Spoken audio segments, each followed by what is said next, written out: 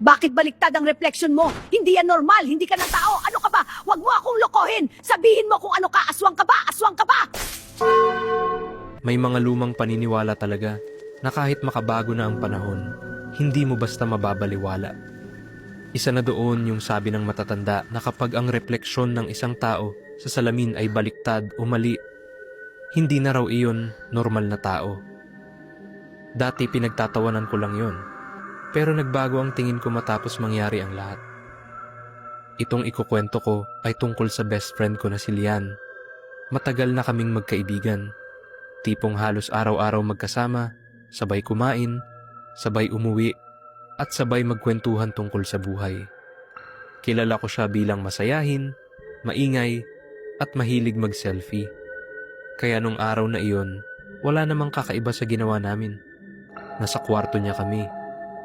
Hapon na, medyo madilim na ang paligid, at ang ilaw lang galing sa maliit na bumbilya sa kisame. Bigla niyang sinabi, "Pang IG lang." Tumabi ako sa kanya at ngumiti sa camera. Normal lang lahat, hanggang sa tingnan ko yung kuha. Ba't ganito to? Napakunot noo ko. Sa picture, malinaw ang mukha ko. Pero siya, parang may mali. Hindi ko agad maipaliwanag. Pero nang titigan ko pa, doon ko napansin. Baliktad ang refleksyon niya sa salamin sa likod namin. Yung katawan niya sa picture ay normal. Pero yung nasa salamin, parang iba ang direksyon. Hindi tugma sa galaw niya. Editing lang yan, huwag mo pansinin. Pilit na tumatawa. Pero hindi siya marunong mag-edit. At mas lalong hindi ako makakalimot sa sumunod kong napansin. Maputla siya. Hindi yung simpleng pagod lang. Parang nawalan ng dugo ang balat niya. Yung mga mata niya, parang walang sigla. Parang wala ng laman. Okay ka lang ba? Okay lang, medyo pagod lang. Sagot niya. Alam kong may problema siya. Kakahiwalay lang nila ng boyfriend niyang si Marvin. Pero may isang bagay na hindi ko maalis sa isip ko. Simula nung naghiwalay sila, hindi ko na nakita si Marvin. Walang paramdam, walang chat. Parang bigla na lang siyang nawala sa mundo. Kinabahan na ako.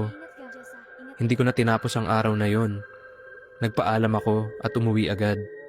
Pagdating ko sa bahay, kinuwento ko sa lola ko ang lahat. Tahimik lang siyang nakinig. Pero napansin kong seryoso ang mukha niya.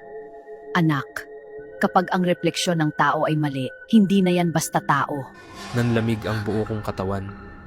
Lola, Ibig sabihin may kinalaman siya sa pagkawala ng boyfriend ko. napabuntong hininga siya. Minsan, ang mga ganyang nilalang kumakain ng tao para mabuhay. Unti-unti nilang kinukuha ang anyo ng mga kasama nila. Hindi na ako nakatulog ng gabing iyon. Kinabukasan, nagpa siya akong puntahan ulit si Lian. Yan? Hindi para makipagkwentuhan, kundi para makasiguro. Pagdating ko sa bahay nila, bukas ang pinto. Tahimik ang paligid, walang sumagot. Pumasok ako, at doon ko siya nakita. Nakatayo siya sa harap ng salamin. Nakangiti. Pero hindi gumagalaw ang refleksyon niya. Parang nahuli ko siya. Dahan-dahan siyang lumingon sa akin. Jessa. Mahina niyang sabi. Pero hindi iyon yung boses na kilala ko.